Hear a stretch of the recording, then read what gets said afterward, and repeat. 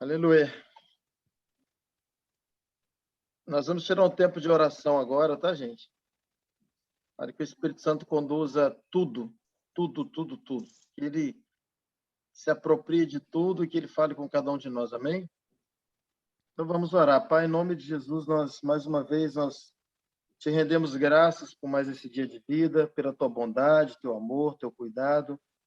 Obrigado pela obra consumada da cruz. Obrigado por tudo que o Senhor fez através da cruz ao nosso favor, pelo teu favor imerecido. E nós queremos que o Senhor tenha total liberdade nesta sala, que o teu Espírito flua, que o Senhor fale aos nossos corações, que o Senhor nos ensine nessa noite. Espírito Santo, fique totalmente à vontade, totalmente à vontade. Tudo que acontecer aqui, Senhor, seja para a glória do Senhor, seja para que o teu nome seja glorificado. Pai, que o Senhor vá além de qualquer tipo de informação. Nós não queremos nada que toque apenas a nossa alma, mas queremos tudo que toque o nosso espírito. Nós não queremos apenas a informação, nós precisamos urgente da revelação, de luz. Portanto, Espírito Santo, conduza tudo, que o Senhor fale, que o Senhor ministre, que o Senhor nos ensine, e que quando encerrar, Senhor, essa aula, nós possamos dizer, valeu a pena, que aula poderosa, que aula abençoada, e que ao Senhor seja dada toda a honra, toda a glória, todo o louvor, toda a nossa adoração, porque o Senhor é a fonte e nós somos meros canais. Se nós oramos, Pai, agradecidos, em o nome de Jesus. Amém. Amém. Pessoal, enquanto estava orando, tem mais gente querendo entrar aqui. Deixa eu receber esse pessoal aqui, peraí.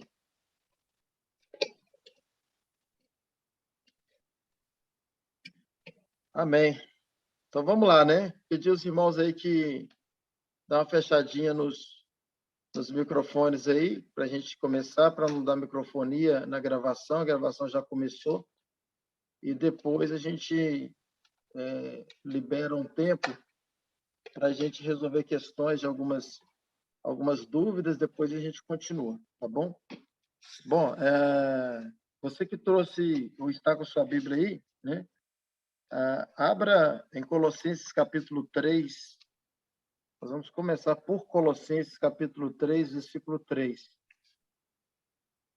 Amém? Colossenses capítulo 3, versículo 3. Antes de ler esse texto, eu vou fazer uma breve introdução aqui, tá, gente? Eu não sei se eu já falei em outra aula, e se eu já falei, eu vou estar repetindo aqui, mas nós somos resultados das nossas crenças. Os nossos comportamentos, eles são oriundos das nossas crenças. Eu creio e me comporto. O salmista, ele diz mais, ele fala assim, eu creio e falo. Eu criei, por isso falei. Então, aquilo que você fala e como você se comporta tem uma origem. E essa origem, ela se dá nas suas crenças. Aquilo que você crê, você fala, você defende, você muitas vezes briga pelas suas crenças, por aquilo que você defende. Porque as nossas crenças, ainda que às vezes são mentiras, elas às vezes são tão fortes dentro de nós que acabam para nós sendo verdade. Acaba se tornando a nossa verdade. Ainda que não seja uma verdade absoluta, mas é uma verdade pessoal. Você crê de forma tão profunda em alguma coisa que isso se tornou sua verdade. E às vezes a gente cai ainda no grande erro de dizer que o Espírito Santo me falou, o Espírito Santo me mostrou, o Espírito Santo me revelou. A gente tem que ter muita ousadia para usar essa frase, o Espírito Santo me revelou. E às vezes não é o Espírito Santo. Mas a gente tem tanta convicção que a gente até se apoia no Espírito Santo para que aumente a nossa autoridade sobre aquilo que nós vamos dizer, sobre aquilo que a gente crê, defende e fala. Então, as nossas crenças, elas é quem determinam os nossos comportamentos e determinam as nossas falas. Eu falo que eu creio. O meu coração está cheio e a minha boca fala. O próprio Jesus disse isso. Por isso que o sábio Salomão fala que a gente, sobretudo que se deve guardar, isso é sobretudo, acima de tudo, guarde as entradas do seu coração, porque é dele que vai proceder a saída. Então, entra a informação que a gente traduz como revelação e sai as nossas crenças. E assim a gente se comporta, assim a gente fala, a gente defende, a gente briga, se necessário for, pelo ponto de vista que a gente tem que veio no decorrer dos anos. Às vezes, coisas que você aprendeu como criança, você ainda era criancinha. Você aprendeu do seu pai, da sua mãe. Você pega, por exemplo, a fé católica, ela é oriunda, na maioria das vezes, de um pai católico, uma mãe católica, um avô católico, uma avó católica, um bisavô, um tataravô e por aí vai. Então, a gente vem trazendo essas crenças, não só o catolicismo, estou falando catolicismo porque a maioria veio de lá, mas eu poderia dizer religiões, eu poderia dizer os patuás da vida, enfim, tudo aquilo que gerou em nós crenças, medos, coragens, ações, comportamentos, palavras, vem de uma construção dentro de nós. E algumas vezes é necessário que haja uma desconstrução. E entre a construção e a desconstrução, preste atenção nisso aqui, está a humildade. Ninguém está pronto para desconstruir se não tiver um coração humilde. Humilde para aprender, humilde para ouvir novas opiniões, humilde para ouvir nova visão, nova forma de ver, de interpretar, de crer, de agir, de comportar. Então, é extremamente necessário um coração humilde para que reaprenda, para que creia de forma diferente do que crê. A questão aqui nem é certo ou errado, mas é humilde para o novo. Por isso que Jesus, no momento que ele estava ali sendo interrogado pelos fariseus e também pelos discípulos de João, ele responde às interrogações deles, mas dá uma palavra para os discípulos. Ele diz assim: ninguém se coloca vinho novo em odre velho, e ninguém se coloca remendo novo em vestido velho. Então, o odre velho, o vestido velho, está falando do nosso coração. Se o nosso coração for velho, ele não recebe o novo. Se o odre for velho, não tem vinho novo. E o que é um odre velho? É um odre que está tão religioso que nada entra mais. Então, ele não tem a humildade para aprender o novo. Claro que eu não estou falando aqui para corrigir ninguém, até porque se você está aqui, você já teve uma atitude, um comportamento de humildade para estar aqui, para estar aprendendo. Isso é muito bom, né? Então, é extremamente importante a gente checar o nosso coração para ver no que estamos crendo. Porque é como eu creio que eu me comporto e é como eu creio que eu falo. E muitas vezes, muita gente solta muita palavra de maldição porque é o que ele crê. Ele tem comportamentos e fala segundo o que ele crê. É assim que funciona, gente. Não adianta que é assim que funciona, né? Só que a gente vai um pouco além aqui, para depois a gente entrar no texto. Então, nós temos o comportamento que eu posso chamar de fruto, resultado final. E antes do comportamento, eu tenho as crenças que foram formadas dentro de mim. Só que antes das crenças, eu tenho as revelações. Ainda que para mim seja uma revelação que não seja a revelação do próprio Deus, mas eu creio tanto nisso como revelação, é nesse sentido, tá? Não significa que essa revelação é, de fato, a revelação. Ela é para mim, às vezes, e se tornou uma crença muito forte dentro de mim. Então, antes da crença, vem as chamadas revelações. E antes da revelação, vem o conhecimento e a informação.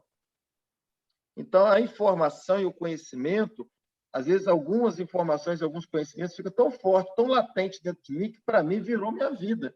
Virou a minha verdade, e eu chamo isso até de uma revelação.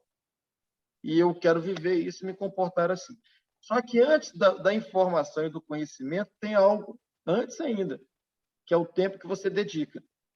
Então, agora indo de trás para frente, ou melhor, de frente para trás, normal eu dedico tempo.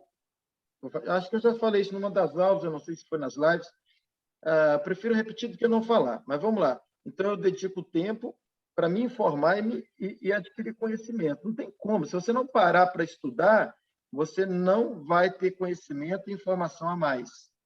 Você vai parar com o que você sabe e que às vezes você está sabendo errado. Então, por isso eu preciso parar, igual a gente está parado aqui agora, a gente está dedicando tempo para adquirir informação e conhecimento, que muitas dessas informações e conhecimentos se tornam revelação. E se tornam revelação, se tornam crenças. E se tornam crenças se eu me comporto. Então, a gente está começando no tempo para adquirir talvez novas informações, para que adquira novas revelações, para adquirir novas crenças e, consequentemente, novos comportamentos. É o que a gente está fazendo aqui. A gente não está tirando esse tempo para fazer igual. Por isso que muitas coisas podem até assim, confrontar o que você já sabe, o que você até pensa ser a sua verdade. Mas aqui a gente está tirando um tempo para algo novo mesmo, para uma luz, algo diferente. Pastor, algo novo no sentido de agora que existe, não, algo novo no sentido de novo para nós, mas que já existe há muito tempo. Quando eu falo desse novo, não é um novo para Deus, não é um novo para Jesus, nem para o Espírito Santo, mas é um novo para nós. Entende? Porque a gente ainda não sabia, mas já existe. E existe há muito tempo, desde a obra consumada da cruz. Então, eu costumo dizer, eu já disse isso aqui, vou repetir, que a luz ela não tem poder de criação, a luz tem poder de revelação. A luz tem poder de mostrar o que já existe. Então, o que Deus está trazendo para nós é uma luz de algo que já existe. Então, a nova aliança, a obra consumada, tudo que a gente tem estudado, não é novo, é velho. Pode estar sendo novo para nós. A luz está trazendo algo que já existe. Quando você acende uma luz, o que está naquele ambiente está. A luz não colocou nada ali, a luz só mostrou. Então, Deus está mostrando para nós aquilo que já está escrito há muito tempo, que Paulo escreveu, que Jesus escreveu, que os outros apóstolos escreveram, está tudo. E a gente está apenas vendo de outra forma, vendo de outro ângulo. Então, eu quis trazer essa introdução aqui, porque a nova aliança quebra alguns paradigmas, quebra alguns conceitos, quebra algumas crenças. E a gente começa a crer diferente. Agora, eu garanto para vocês, vocês podem descansar o coração de vocês, que é crer para melhor e nunca para pior. A nova aliança ela é libertadora. Só que você não deve parar no estudo dela. É um estudo contínuo, porque é muita coisa para ser renovada em nós. Então, não é uma reforma, é uma reconstrução. Muitas coisas são reconstruídas. Você vai ler a Bíblia, leia com força mesmo, leia de Gênesis e Apocalipse. Mas se você não encontrar Cristo no que você está lendo, esquece. Ou tenha apenas como mero conhecimento e informação, mas nunca como revelação, nunca como prática de vida, nunca como crença. Por que tem muita gente que vive a velha aliança? Porque leu, aprendeu, aplicou, viveu e crê. Não. Eu posso ter até no campo da informação, mas jamais eu posso ter isso como uma crença para o dia atual. Então, às vezes, a gente confunde. A gente pode ter muita informação, porém, uma informação que é só para conhecimento, não para vivência. E é aí que muita gente peca em relação à velha e à nova aliança. Porque eles acham que está na Bíblia para viver. Não, está na Bíblia para você se informar. Está na Bíblia como história, como o que aconteceu com o povo judeu, como Deus procedeu desde Adão e Eva. Tem muita coisa que está na Bíblia, mas não é para nós hoje. Então, eu preciso ler a Bíblia na lente da nova aliança. Eu preciso encontrar Cristo na Bíblia. Porque se eu, no tempo da nova aliança, no tempo da obra consumada, no tempo pós-cruz, no tempo da graça, se eu não encontrar Cristo na Bíblia, não se aplica. Tudo é Cristo. Tudo é Cristo. 99,9%. Não. Seja radical com você mesmo. Tudo é Cristo. Tudo é por Cristo. Tudo vem dele. É nele que nós existimos, nos movemos e vivemos. É nele. Está tudo nele. Não há como viver sem Cristo. Não há como respirar sem Cristo. Não há como comer sem Cristo. Não há como andar sem Cristo. Não há como ser salvo sem Cristo. Não há como ser curado sem Cristo, não há como ter paz sem Cristo, não há como Deus agir na terra sem Cristo. Nada no céu acontece na terra se não passar por Cristo. Por isso que ele é claro, sem mim nada podeis fazer.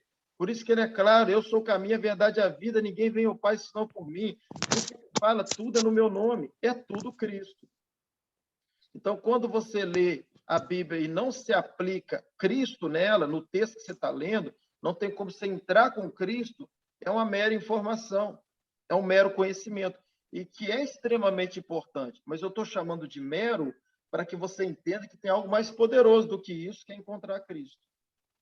Então, a nossa busca incansável, quando estamos lendo a Bíblia, deveria ser encontrar Cristo, para ver se eu vivo ou não. Então, se eu encontro Cristo, eu vou viver. Se eu não encontro, eu vou apenas aprender. Mas é assim que a igreja faz? Não. Não, eles pensam assim, está na Bíblia. Eu era assim. Está na Bíblia, então eu vou viver. Ah, então tá. Está na Bíblia que se eu pecar com o olho, eu furo ele. Vamos viver então, hein? E foi Jesus quem disse, hein? Está na Bíblia, se você pecar com a mão, corte ela, porque é melhor entrar sem a mão no céu do que entrar com as duas mãos no inferno. Então eu tenho que viver. Então, não é bem assim. Não é bem assim. Então, assim, a gente já aprendeu na primeira aula sobre as perguntas básicas que eu faço quando eu estou lendo a Bíblia. Eu preciso trabalhar com tempos. Bom, vamos lá. O texto que a gente vai ler é Colossenses, capítulo 3. Colossenses, capítulo 3, versículo 3. Esse texto aqui é para viver. Por que ele é para viver? Porque ele é todo Cristo. Ele é todo obra consumada, ele é pós-cruz. Então, é um texto que eu tenho que mergulhar para entender, crer e me comportar. Lembra que a gente falou agora há pouco? Eu preciso mergulhar usando o tempo, eu preciso buscar conhecimento do texto, eu preciso da informação e do conhecimento, eu preciso adquirir a revelação, que é aquilo que vai para o meu espírito, e eu preciso, depois que eu entrar lá no íntimo do meu espírito, eu começar a voltar com tudo isso nas minhas ações e crenças, nos meus comportamentos, nas minhas falas. E o que o texto diz para nós em Colossenses 3:3? Paulo fala. Ele fala assim, porque já estáis mortos. Tem tradução que fala assim, já morreste. Ele está falando aqui de uma separação. Ele está falando de um distanciamento que temos hoje. Ele está falando de dois universos, dois mundos. Porque se nós já morremos, onde é que nós ressuscitamos? Nós morremos no mundo e ressuscitamos em Cristo. Então, nós morremos no reino de Satanás, se a gente pode chamar de reino, e nós ressuscitamos no reino de Deus. E é um mundo altamente oposto. E Paulo está dizendo assim, nós já morremos. Aí ele fala assim, e a nossa vida agora, ela está escondida em Cristo, e Cristo está escondido em Deus. Tem tradução diferente. Mas é isso que ele quer dizer, que nós estamos em Cristo e Cristo está em Deus. E nós estamos num lugar escondido, que lá no Salmo 91 chama do esconderijo do Altíssimo. Só que naquele tempo eu teria que me esforçar para habitar nesse lugar. Hoje não, hoje pela minha fé eu já estou. Naquele tempo eu iria para esse lugar. Tanto é que ali o texto ele é condicional. Aquele que habita. Hoje não, hoje quando eu crio em Cristo, o próprio Paulo aos Colossenses fala que ele me transporta, ele me tira e me transporta do império das trevas para o reino do Filho do seu amor. Então é uma obra que Cristo fez por mim. Ele me salvou, ele me tirou e ele me transportou para dentro dele. E ele está dentro do Pai. Então a gente precisa viver isso. A gente precisa colocar o nosso coração para crer nessa verdade. Você já parou para pensar num crente que crê dessa forma, do jeito que está o texto? Pensa quem seria esse crente. Um crente que crê que ele está dentro de Cristo e Cristo está dentro do Pai, porque está escrito na Bíblia. Cristo fez isso com a gente. E esse lugar, gente, é um lugar onde nada nesse mundo, a gente era para crer assim, nada nesse mundo tem o poder de afetar quem está nesse lugar. Porque existe um distanciamento que a natureza não tem o poder de ultrapassar. Existe uma barreira, podemos chamar, um muro, onde a natureza, o que é normal, natural, humano, terreno, não tem o poder de ir a esse lugar. Então, tudo que está nesse sistema infernal não tem o poder de ser transportado para esse lugar que nós somos transportados, que é dentro de Cristo. Então, Cristo é o nosso escudo. Contra o quê? Contra tudo. Pastor, mas por que essas coisas afetam o crente tão do que está no mundo real? Por que às vezes as coisas que acontecem no mundo real afetam até mais crente do que não crente? Porque não crê. E por eu não crer, tudo que a Bíblia diz a meu respeito não se aplica na minha vida. Você quer ver? Nós estamos no tempo da graça, a graça é salvadora. Mas aquele que ainda não creu, até hoje a graça não começou para ele. Então, não é o que Cristo fez. Não vale o que Cristo fez. Vale o que Cristo fez na vida de quem crê. Por isso que muita gente, mesmo depois da obra consumada, mesmo depois de que Cristo fez, mesmo depois de João 3,16, muita gente ainda vai para o inferno. Por quê? Porque ainda tem o crer. Então, eu costumo dizer que a cruz fez tudo por nós, ao mesmo tempo que não fez nada. Porque só se aplica na vida de quem crê. Então, se eu estou guardado em Cristo, eu preciso crer que nesse lugar que a Bíblia fala que é um lugar que eu estou escondido, o mal não me toca. O sistema do mundo não prospera contra a minha vida. Pastor, isso não é a prática do dia a dia, não é a prática da vida, não é a prática do que a gente vê por aí. Eu concordo, até na minha vida não é. Mas é o Espírito Santo que está exortando você, me exortando a viver a vida da fé. A gente crê muito mais na palavra de um médico, às vezes, do que na própria palavra de Deus, gente. A gente crê muito mais em pessoas à nossa volta, às vezes, do que na própria palavra que a Bíblia está dizendo para nós. Então, nós estamos num lugar onde a gente sabe como funciona, mas a gente não consegue crer. Você quer ver um exemplo? Imagina que você está aí na sua televisão agora, mesmo aqui em Portugal, e você está assistindo algo que está acontecendo lá no Afeganistão, que está tendo o Talibã atacando lá os cristãos e tal. Você vê aquilo, você se compaixona, você ora, você se comove, fica indignado, mas uma coisa é certa, você não fica com medo. Por que você não fica com medo? Porque você está vendo na televisão que a notícia diz respeito a um país que você não mora nele. Então, você consegue, na sua mente, fazer um distanciamento de onde você está e onde está acontecendo o episódio. Só que, quando se trata do mundo espiritual, a gente não consegue fazer esse distanciamento. E aí a gente sofre por isso, porque a gente fica pensando assim, o Covid está aí, vai me pegar. A gente não consegue separar. O Covid está lá não sei onde, eu aqui. Ah, mas está na minha vizinha que pegou Covid. Não, eu vivo no mundo do espírito. Onde eu estou dentro de Cristo. Ah, pastor, mas as situações deste mundo, a gente está pronto para sofrer elas e tal. É assim que você crê? Se você crê assim, entende? Porque a Bíblia diz para você e para mim, o próprio Jesus dizendo, que tudo é possível àquele que crê. Então, veja, se você crê dessa forma, é assim que vai ser possível também. Isso não opera só no positivo, opera no negativo, é tudo que você crê. Então, muitas vezes, as nossas crenças, por serem crenças equivocadas, trazem resultados equivocados, e depois a gente fica vivendo dos resultados equivocados para dar origem às nossas crenças. A gente faz um processo inverso. A gente começa a crer muito mais no que está acontecendo com a gente, e a gente faz se tornar nossa verdade, do que crer no que a palavra diz a nosso respeito, principalmente depois da obra consumada da cruz. Só um minutinho que entrou mais um irmão aqui na sala. Então, eu não posso crer naquilo que eu vejo.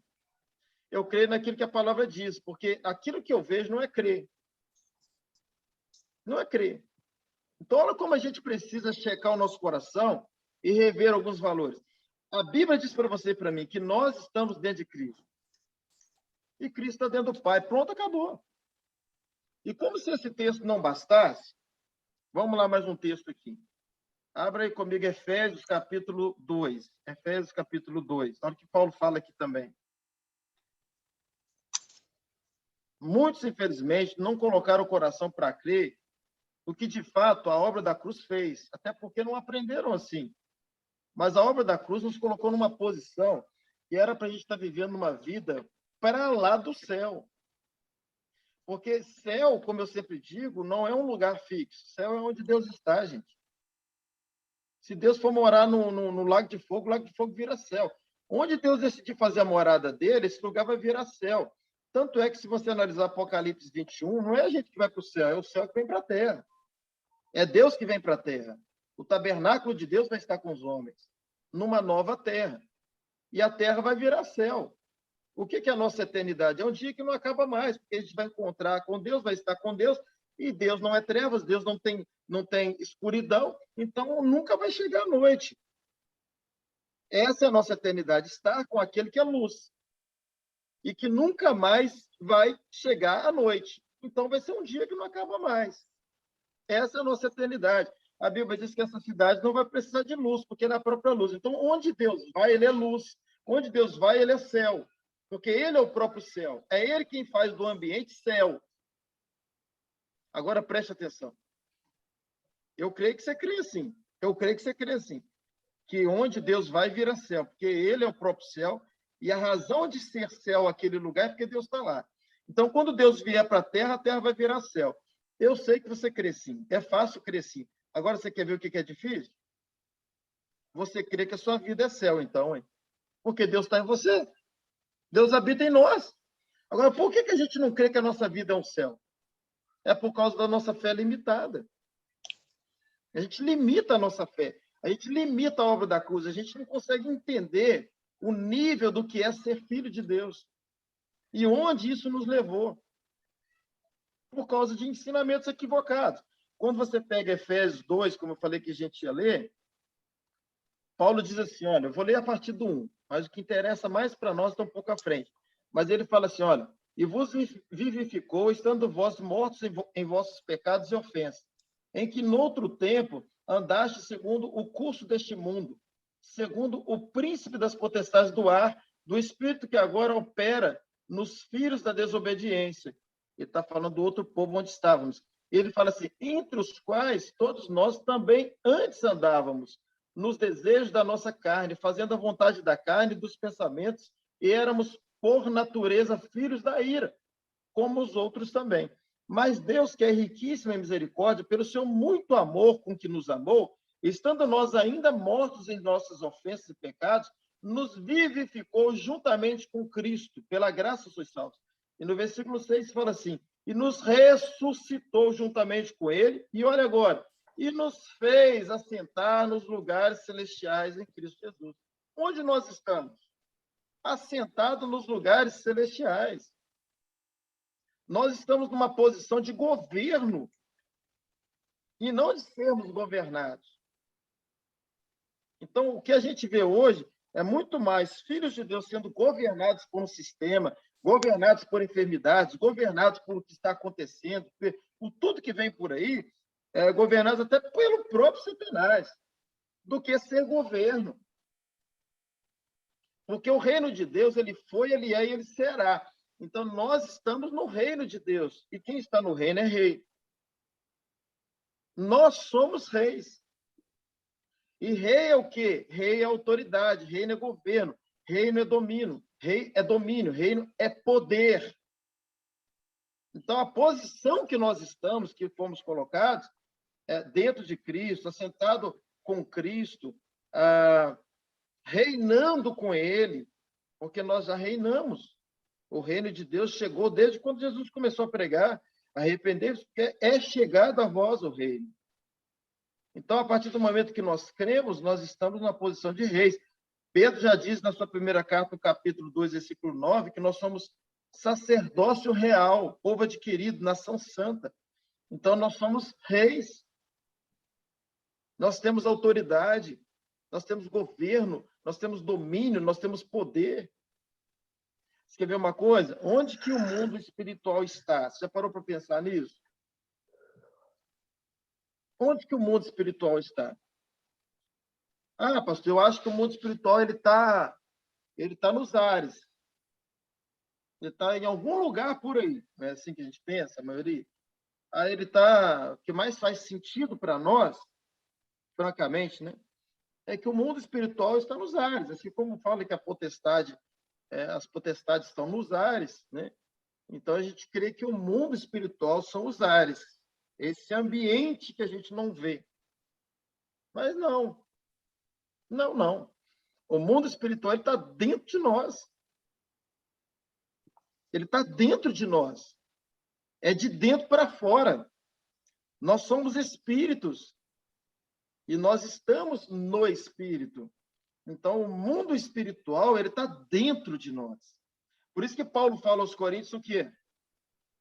Ainda que o homem exterior se corrompa, o interior continua de glória em glória. Por quê? Porque o mundo interior é o governo do mundo exterior. Daí a grande importância das nossas crenças. Daí a grande importância daquilo que, de fato, o meu coração crê. Porque é assim que eu me comporto, é assim que eu falo. Então, o governo está na minha palavra, no meu domínio, na minha ordem. O governo está dentro, o governo está fora. E eu preciso crer dessa forma, que eu fui instituído por Cristo como governo, que dá vida às coisas. Quando o próprio Jesus ele ressuscita, ele conta com os discípulos e fala, olha, portanto, agora ide pregar o evangelho a toda criatura.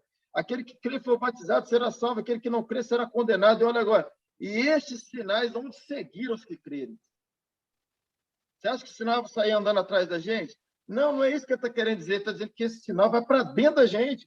Por que ele vai para dentro da gente? Porque o próprio Espírito Santo, que é o próprio Deus, que é o próprio céu, vem para dentro da gente.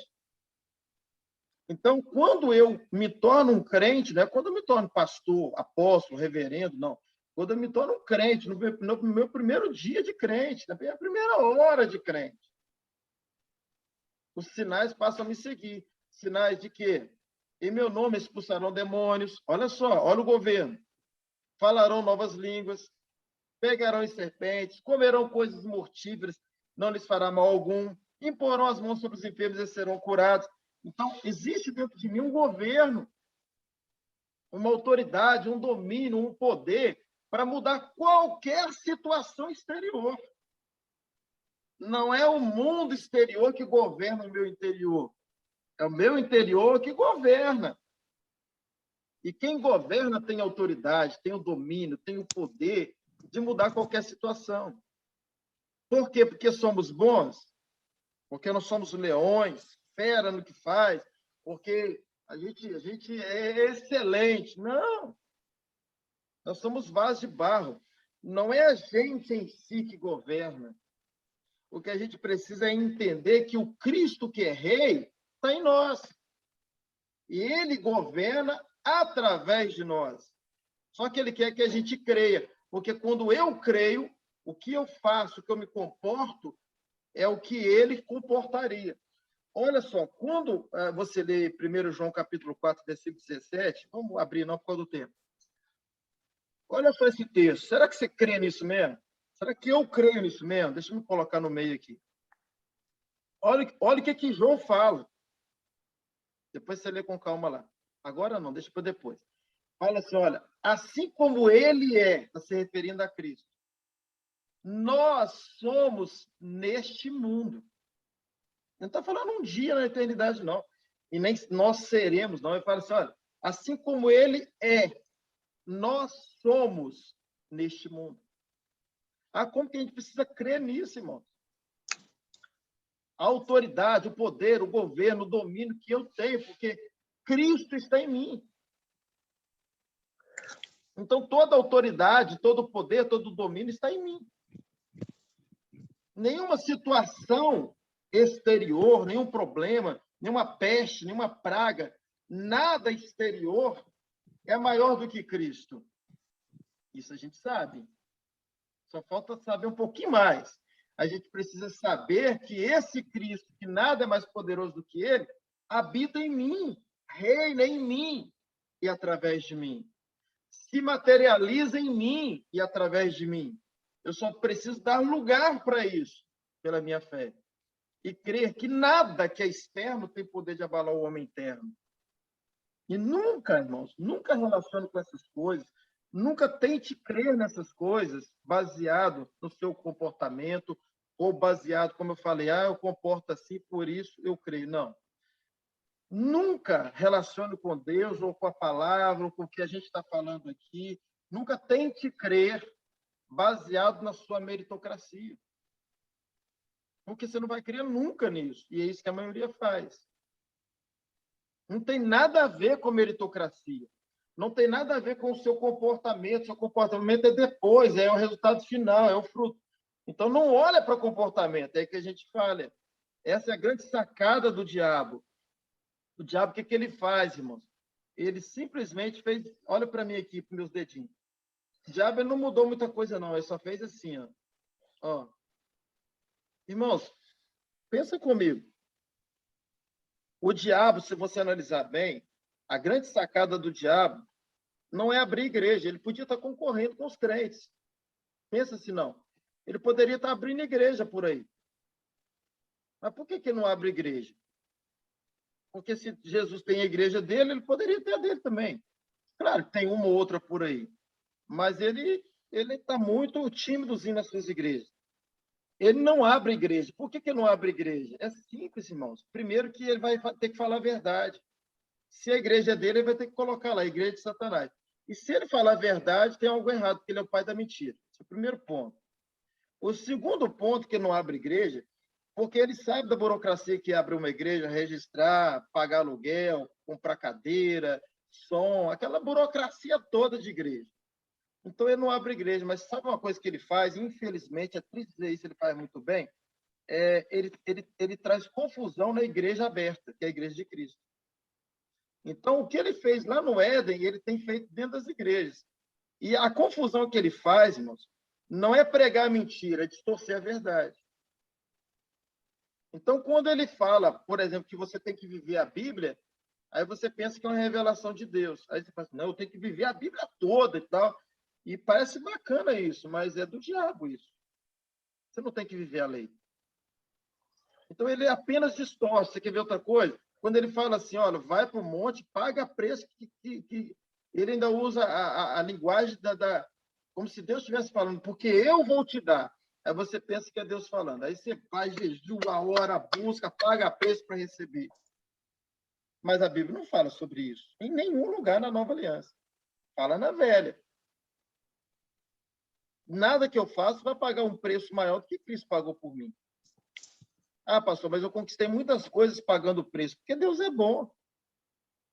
Porque Deus é bom. Mas não é porque você pagou preço. É porque Cristo pagou. Você acha que Deus vai negligenciar a obra da cruz para te abençoar por preço que você pagou? Nunca. Nunca. Nada tem acesso do céu na terra, senão pela obra da cruz. Aí ele fala, não, que ora, jejua, clama, busca, obedece, se santifica, porque se você for bom, Deus é bom. Não, Deus não condiciona a bondade dele à nossa bondade. Deus não condiciona o amor dele à nossa santificação. E aí a gente começa, então, a olhar o nosso comportamento e aí a gente pensa se merece ou não merece. Aí é que vão as coisas, porque a gente percebe que a gente não merece, aí entra a incredulidade. Então, tudo isso eu faço para receber alguma coisa de Deus? Não, eu faço tudo isso, eu já disse isso, vou repetir, porque eu já recebi tudo de Deus. Deus não é um Deus de barganha, Deus não está procurando um homem que mereça, Deus está procurando um homem que creia na obra dele, na obra consumada. Lembra daqueles dois homens? Um parecia que merecia no tempo, lembra? Do fariseu? que batia no peito e dizia que ele era bom, que ele fazia isso e acontecia aquilo. E o outro? O outro era um publicano que batia no peito e falava que ele era um miserável, um pecador. E ele foi agraciado, ele recebeu o que ele estava precisando receber ali naquele tempo. Então, esse é o entendimento, não é nada por aquilo que eu faço, é por aquilo que eu creio. E Satanás usou essa sacada, esse detalhe, que Deus vem depois, e eu venho primeiro. Então, assim, eu tenho que fazer, pagar, orar, buscar, aclamar, esse monte de coisa que a gente já sabe, que a gente deve fazer, meus irmãos, pelo amor de Deus, não me entenda mal, mas não para ter um Deus no final. A gente faz isso tudo porque a gente tem um Deus antes. Então, toda vez que eu faço alguma coisa para depois Deus fazer, isso nunca foi nova aliança, porque Deus já fez na cruz. O filho dele já morreu.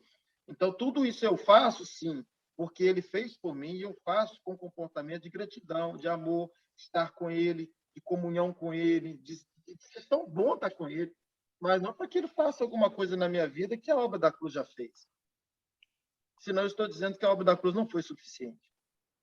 E aí eu começo a perceber que eu não sou merecedor nem das minhas bênçãos, que dirá de ser rei, que dirá de ser governo, que dirá mandar uma ordem para uma enfermidade não entrar no meu corpo. Por quê? Porque eu não estou conseguindo crer em coisas menores, como que eu vou crer em coisas maiores? Porque eu sempre limitei a minha fé à minha condição de merecedor. Não, a minha fé é na justificação da obra da cruz.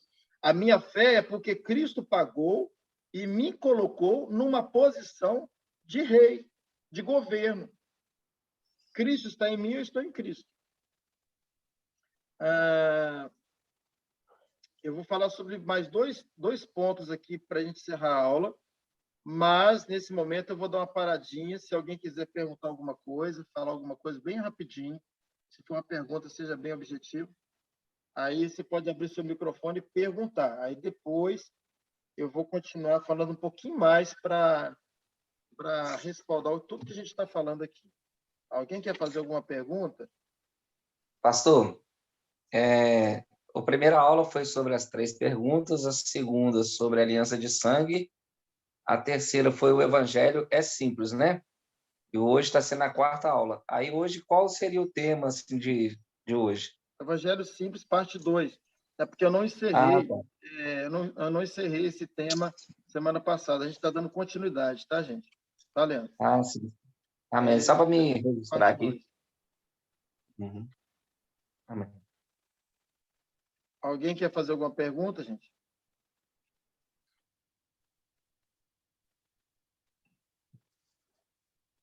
Eu estou explicando bem explicado, vocês não estão entendendo nada. Uhum.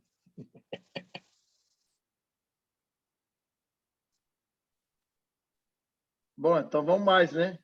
Ô, gente, primeiro para eu descansar um pouco aqui, ó. Fala alguma coisa aí, ó. Pergunta, será que não tem nenhuma pergunta para vocês fazerem? Então, vou abrir para um breve comentário, sei lá, de 1 minuto, 1 minuto e meio. Pastor, Oi, pastor. exatamente. Alô, pastor? Está me Oi. ouvindo?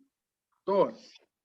Essas igrejas que usam tanto assim das correntes, né, campanhas, e elas basearam exatamente aonde? Dentro do Antigo Testamento. Elas justificam esse modo de agir com base em quê exatamente? É uma boa pergunta. Deixa eu abaixar aqui de novo, que eu subi só para te ouvir, senão da microfonia.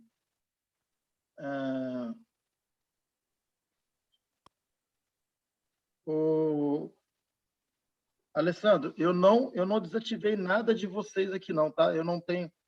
Eu não faço por aqui, não. É por aí mesmo que deve estar acontecendo. Espera aí um pouquinho.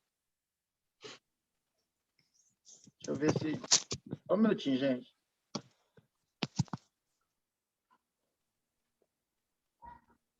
Por aqui eu não tenho condições de fazer aqui, não, tá?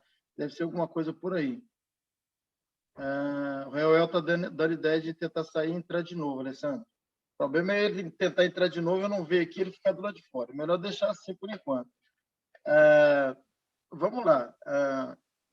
Eu não encontro nenhum texto claro sobre sobre a campanha. Você fazia a campanha. Mas a gente encontra algumas coisas que especificamente aconteciam com uma pessoa e a igreja hoje tira isso e transforma isso em uma campanha. Por exemplo, os 7 mergulhos de Naamã virou uma campanha. Virou uma campanha. Então, o que eles fazem? Eles pegam alguns textos que são bíblicos e querem aplicar nos dias atuais. Sendo que aquilo ali foi uma situação meramente voltada para a situação de Naamã. Não se aplica. Não se aplica. Pois é, eu nunca vi nenhuma campanha. Oi. Espera um pouquinho. Pode falar. Eu não me lembro de ter visto nenhuma campanha, nenhuma corrente que tivesse Cristo, que tivesse Jesus como ali o centro, né? Sei lá, uma campanha de a caminhada para a cruz ou alguma coisa assim, 7 passos para se chegar à cruz. Nada disso, é sempre assim, baseado em personagens bíblicos e com o intuito de, em vez de libertar as pessoas, realmente amarrá-las a uma condição que elas têm que cumprir para poder alcançar a graça de Deus ou o favor de Deus, né? Assim, é quase impossível você ver a igreja sair disso para entender a graça. Eu acho que a gente vai levar mais um século pela frente, sei lá, para mudar essa cabeça da igreja, que a grande maioria trabalha em cima desse apelo de eu vou te pagar, Deus, para você me dar aquilo que eu estou precisando. Entendo. Eu sim, irmãos, eu tenho muito cuidado quando eu falo do que acontece na igreja, até porque muitas e muitas coisas de tudo que acontece hoje e que eu não faço mais, eu fiz. Então, esse é o primeiro ponto. Eu sei. O segundo, porque é a fé dessas pessoas, é a verdade delas, é o que elas creem. Elas não têm ainda uma luz como essa luz que a gente está tendo. Então, na mente delas, elas estão fazendo a coisa certa, estão muito bem intencionadas, mas, na verdade, está tudo equivocado. Por exemplo, eu cheguei a ver um banner essa semana passada, agora, no Conselho de Pastores, de um pastor renomado, lá em Minas Gerais, pastor muito conhecido, e ele diz assim no banner dele, ele fala assim, se Deus criou, olha isso aqui, se Deus criou a Terra em 6 dias, você já parou o que ele pode fazer na sua vida em 47? E aí ele soltou esse banner porque ele está numa campanha desde o dia que ele começou até o dia 31 de dezembro, dá exatamente 47 dias, e aí ele está numa campanha de pagar preço na madrugada com ele. Todo dia ele solta um vídeo lá na internet, lá no grupo de pastores, falando, vamos orar comigo de madrugada, vamos orar comigo. E que ele crê que a pessoa vai precisar de 47 dias em oração, pagando preço, para ele receber... aliás, ele fala assim, Deus vai fazer muito mais. Imagina, Deus fazer mais do que ele fez, do que os peixes que ele criou, do que as aves, a flora, a fauna, tudo, o universo, os satélites, tudo mais na vida dessa pessoa vai explodir. Então, tem essas loucuras, infelizmente. Eu não estou falando aqui para criticar, mas é só mesmo para a gente entender o que, de fato, aconteceu com a igreja. Isso tudo está ligado à forma meritocrática da igreja ser igreja. Nós aprendemos assim. Esse pastor aprendeu assim. O pastor dele talvez aprendeu assim. Então, assim, a gente agora está recebendo algo novo para nós, como eu disse, mas que é velho, está na Bíblia desde quando Jesus morreu. Eu creio, pastora Marilda, que esse tempo para Deus fazer isso tudo que ele está fazendo, não vai demorar isso, não. Deus está fazendo isso de uma forma muito rápida. Já tem muita igreja estudando Nova Aliança, não são todas, mas tem muita igreja estudando graça, tem muitos pastores repensando a forma de pregar, tem muita coisa acontecendo. Eu até acho que a minha vinda para Portugal não foi em vão. Tem muitas coisas acontecendo a nível mundial acerca da graça, aprofundando um pouco mais essa graça. Por que isso está acontecendo? Porque nós estamos muito perto do arrebatamento, que é o casamento da noiva com o noivo, né? O grande casamento, o grande encontro da igreja com Cristo. E como está muito perto do casamento, a gente mais ou menos imaginar o seguinte, um casal namora há 8 anos, e aí eles definem casar daqui 6 meses. E aí, quando vai ficar faltando ali 3 meses para o casamento, o noivo senta com a noiva e tem um papo reto com ela. Fala assim, vem cá, vamos conversar. Mas vamos conversar sério mesmo. Você me ama? Você me ama? Você quer casar comigo? Você está comigo não é por força do seu pai? Você está comigo, pastor, olha só. Você está comigo não é por força da sua mãe? Você está comigo não é por alguma força de terceiro? Ou por força do meu dinheiro? Ou força do que eu posso te dar? Não é isso a igreja de Cristo hoje? Que está com ele por causa de força de pastor, força de doutrina, força de dogmas de igreja, força do que ele pode te oferecer, e cheio de coisas que está atrelado ao que a gente está falando aqui. E aí, aí esse noivo vai perguntar para essa namorada dele, essa noiva, por que você quer casar comigo? É alguma coisa em mim que eu posso te dar? É alguma pressão de família? Então, esse momento que o noivo está diante dessa noiva, ele quer saber disso tudo porque está muito perto do casamento, e ele quer resolver essas questões para o dia do casamento e resolver essas questões interiores na noiva dele. Então, eu creio que, por a gente estar perto do arrebatamento, é um tempo onde Deus vai trazer essa luz. E outra coisa, não tenha medo de pregar sobre a graça. Por quê? Vou explicar dentro do mesmo raciocínio. A graça é dizer que realmente você pode pecar. A gente tem medo de ensinar dessa forma. A graça é para dizer que você pode, você é livre, que Cristo pagou por você. Não é bom que você peque, mas você é livre. Não é bom que você faça. Pecado tem suas consequências? Claro que tem, mas você é livre. Por que tem que ser assim? Para que essa pessoa, mesmo sabendo que ela pode, ela não fazer. Aí sim ela ama o noivo. Assim ela está pronta para o casamento. Então, no raciocínio do noivo ali, do casamento real que eu estou falando, então ele dizer para ela, se você quiser separar de mim, se separa. Se você quiser encerrar esse projeto de casamento, pode parar por aqui. Se você quiser me trair, me traia. Porque é só quando ele liberar ela que ele vai saber de fato se ela não faz por amor. E a gente fica com medo de ensinar sobre a graça, porque fica com medo se o crente vai pecar. Mas Jesus quer exatamente o contrário, quer que a gente ensine que ele pagou tudo. E ainda assim, está tudo pago, tudo consumado. E ainda assim essa pessoa fala assim, não, mas eu amo o meu Cristo. Eu amo o meu futuro esposo. E eu não quero nada disso. Então, o certo era nós sermos da família do não quero e não da família do não posso. A igreja está muito mais na família do não posso do que na família do não quero. Então, Jesus está com uma noiva confusa, que não sabe se está com ele porque não quer ou se porque não pode. Por isso, quando você lê Apocalipse 22, um texto que eu demorei a entender, Jesus fala assim, então aquele que é sujo, suje-se mais. Aquele que é limpo, limpe-se mais. Então, Jesus dá essa liberdade. O que você quer? Faça. Você me ama? Entende? Então, a graça traz essa revelação do coração, vamos dizer assim. Ensinar a graça não é ensinar o pecado ou liberar a igreja para pecar. Ensinar a graça é expor os crentes. Quando eu ensino a graça, eu exponho quem é quem para Jesus. Aliás, ele já sabe, expõe para a própria igreja, para as pessoas. Ensinar a graça é expor o que está no coração das pessoas. Então, a gente não pode ter medo, e muitos pastores têm medo, como se eles tivessem morrido por eles, pelas vidas. Quem morreu foi Cristo. Entende? Então, ensinar a graça é libertador, porque as pessoas entendem, eu posso, mas eu não quero fazer. Eu amo tanto o meu Cristo, que eu não quero pecar mais. Eu quero viver uma vida de santificação. Por isso que a força do pecado, Paulo diz que é o quê? É a lei, não é a graça. Você ia falar, Marisa? Eu percebi que você queria falar mais.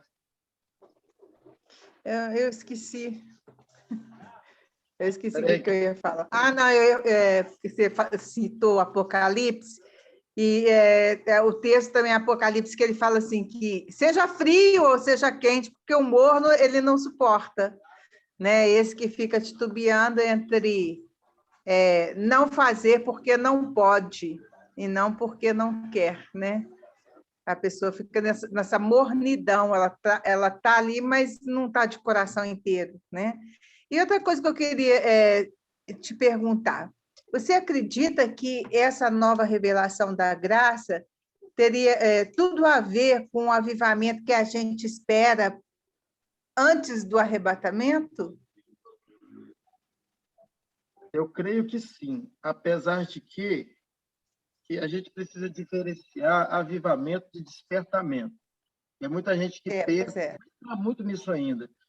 Tem muita gente que pensa que o crente ele tem que ser avivado. Não, o crente ele já é avivado, porque o Cristo que vive habita em nós. O crente estava morto, dormindo. Agora nós somos filhos de Deus, ressuscitados em Cristo e avivados. Não existe crente precisando de avivamento. É só colocando as palavras nos seus lugares aqui. Então, o crente não precisa de avivamento. O crente já é vivo. Ele precisa de despertamento. Perceba que as virgens estavam dormindo e não mortas. Então, elas não precisavam de avivamento, elas precisavam de despertamento. Então, quando o crente desperta, acontece o avivamento. Porque o avivamento acontece na vida de quem não é crente. Ele está morto. Então, a igreja despertada tem um povo avivado, tem uma nação avivada, tem um mundo avivado. Então, nós precisamos de despertamento. E o que a gente está fazendo aqui nesses dias, nas nossas quintas-feiras, é um despertamento. Jesus está despertando a gente para algumas revelações, para algumas verdades, porque a partir daí eu creio sim no avivamento. Agora, eu não sei se esse avivamento, que é uma grande colheita de almas, acontece nesse período da graça ou depois no período da grande tribulação, onde a igreja sobe. Eu não sei, mas ainda tem um grande avivamento para vir. João, ele vê uma multidão incontável de nações, tribos, línguas, raças, povos, que vão subir. E ele pergunta, o ancião pergunta para ele, quem são eles? De onde vieram? Aí João fala, tu sabe. Aí o anjo responde, estes são aqueles que vieram da grande tribulação. Então, eu particularmente creio que a igreja está precisando de um despertamento para o arrebatamento, e o próprio arrebatamento vai trazer um grande avivamento. Porque você imagina, pastora, as pessoas que você pregou para elas e não creram, depois não achar você mais. Vai acontecer, sim, um grande avivamento. Deus nunca perde, nunca perde. A grande tribulação vai ter dois grandíssimos propósitos. O primeiro dele é uma grande colheita, exatamente pelo fato do grande evento e de ter recolhido muitos salvos e muitas famílias vão se despertar. Esse é o primeiro ponto. E o segundo é a grande oportunidade que que o crente que ficou vai ter de despertar, de se preparar para o casamento no final da grande tribulação. Então, o avivamento acontece, sim, eu creio, mas depois do despertamento da igreja e do arrebatamento.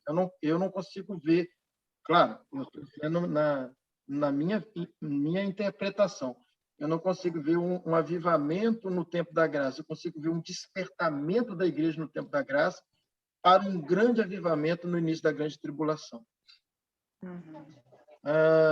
Eu vou... Tem mais alguém que quer falar alguma coisa? Ou a gente pode ir mais um pouquinho aqui?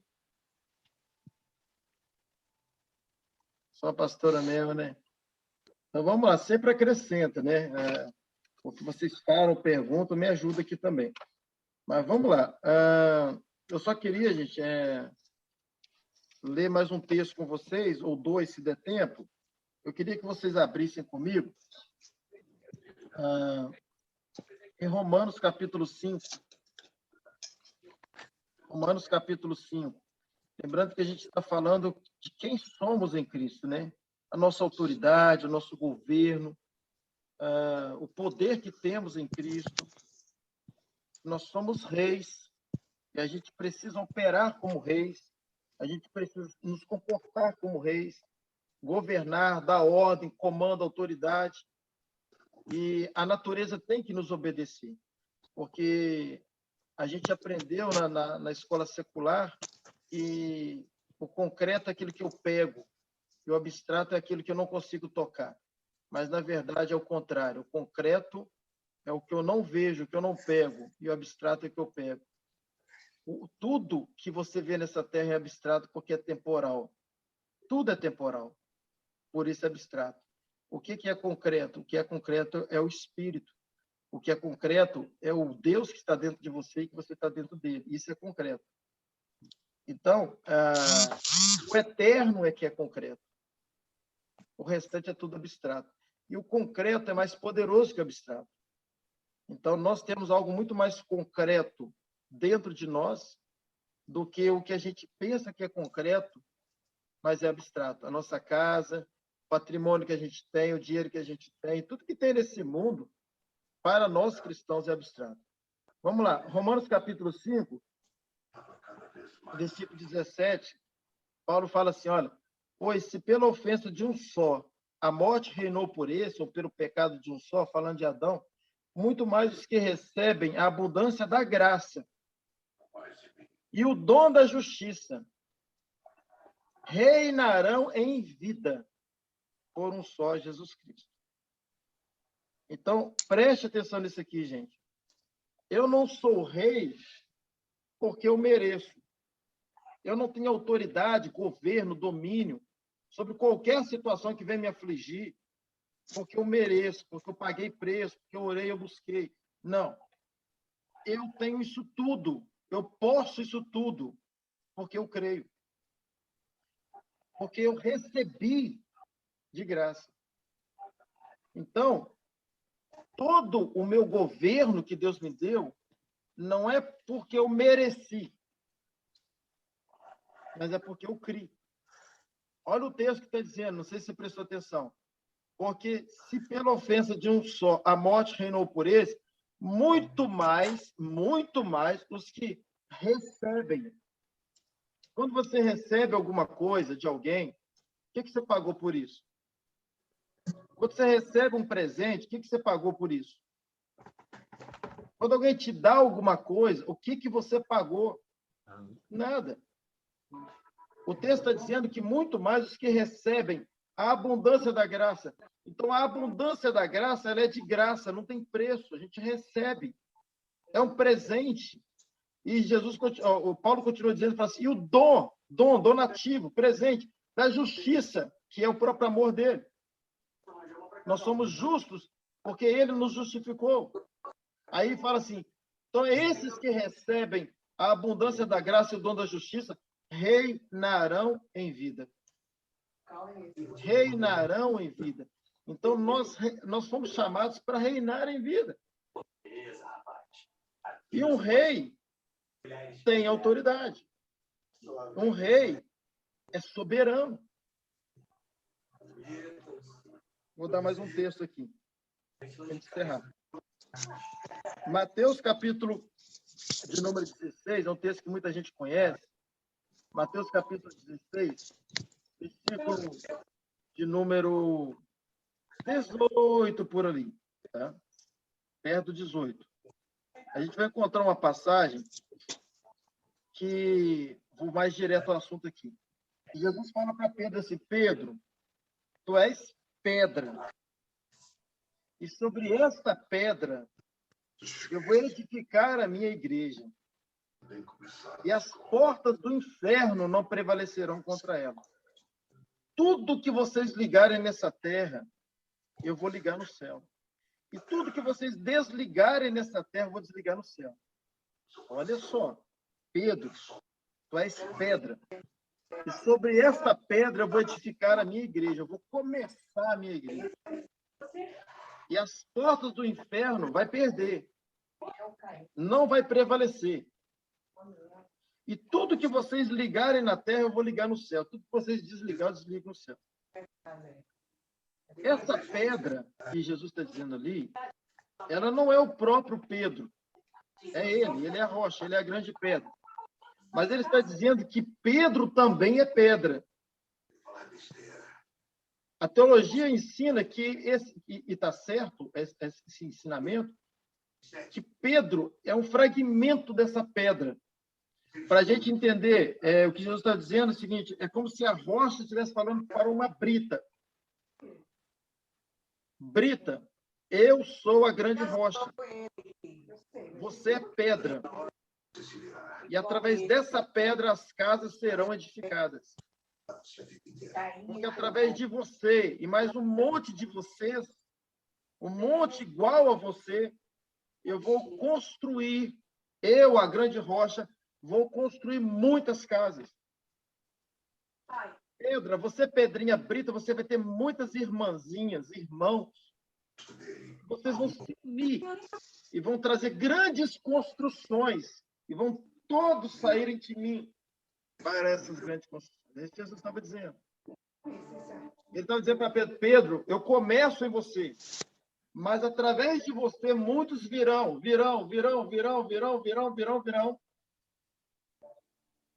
Pedir os irmãos para fechar os microfones aí, por gentileza, os microfones que estão abertos, só para a gente concluir aqui, gente. Então, veja, Jesus, ele é a grande rocha. Pedro, eu, você, nós somos a pedra. Nós somos parte da grande rocha. E todas as substâncias que estão na rocha está em nós como pedra. Se você pegar a brita e levar para um laboratório e analisar a brita, você vai encontrar na brita tudo que está na rocha. As mesmas substâncias. Então, nós temos as mesmas substâncias de Cristo. Por quê? Porque Cristo está em nós. Então, olha o governo que está nas nossas mãos. Olha o império que está nas nossas mãos. Olha quem somos em Cristo. Irmãos, éramos para viver uma vida inabalável em todas as áreas, sem estresse em todas as áreas. Por isso que Paulo fala, ainda que o homem exterior se corrompa, o interior continua de glória em glória. Por quê? Porque Cristo está em mim. O mundo espiritual está dentro de mim. O governo do mundo físico, que é o mundo espiritual que governa, está dentro de mim. Então, dentro de mim está governo. Ao ponto de Jesus falar assim, se você crer do tamanho do grão de mostarda, se tiver fé, você vai dar uma ordem, um monte para ele ir para o mar, e ele vai. Jesus falou para a figueira, nunca mais nasça fruto de ti. Ela secou. Por quê? Porque a autoridade sobre tudo que é natural está dentro do mundo espiritual. E o mundo espiritual está dentro de nós, e por isso nós temos essa autoridade. Esse é o evangelho simples, de saber quem somos em Cristo, não por aquilo que fazemos, mas por aquilo que Cristo fez.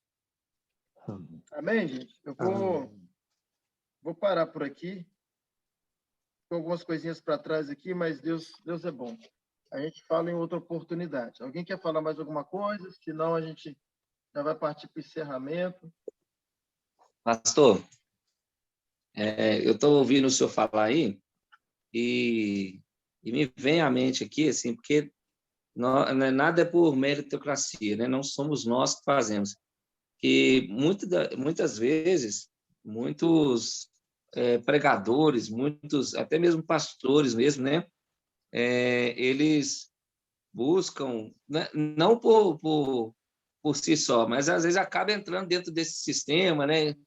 Às vezes por alguma crença limitante, mas entra dentro de uma busca por proeminência e às vezes acaba até perdendo um pouco do significado de quem é, né? E a gente eu tenho aprendido muito aqui com o senhor também sobre essa questão da gente saber qual é o significado da nossa vida, né? Qual que é quem realmente nós somos, a nossa verdadeira identidade em Cristo. E o senhor estava falando aí sobre as coisas temporais. Eu lembrei de um texto aqui em 2 Coríntios, capítulo 4, finalzinho dele aqui, o senhor explicando aí, o senhor citou o texto todinho, e diz assim, por isso não desfalecemos, mas ainda que o nosso homem exterior se corrompa, o interior, contudo, se renova de dia em dia, não atentando nós nas coisas que se veem, mas nas que se não veem, porque as que se veem são temporais e as que não se veem são eternas. Então, quando a gente muda o foco, né, e a gente começa a olhar para Cristo, começa a olhar para aquilo que é eterno, né, começa a pensar nas coisas que são de cima, até mesmo o significado da nossa vida muda. A gente passa a ver qual que é o verdadeiro sentido da nossa existência.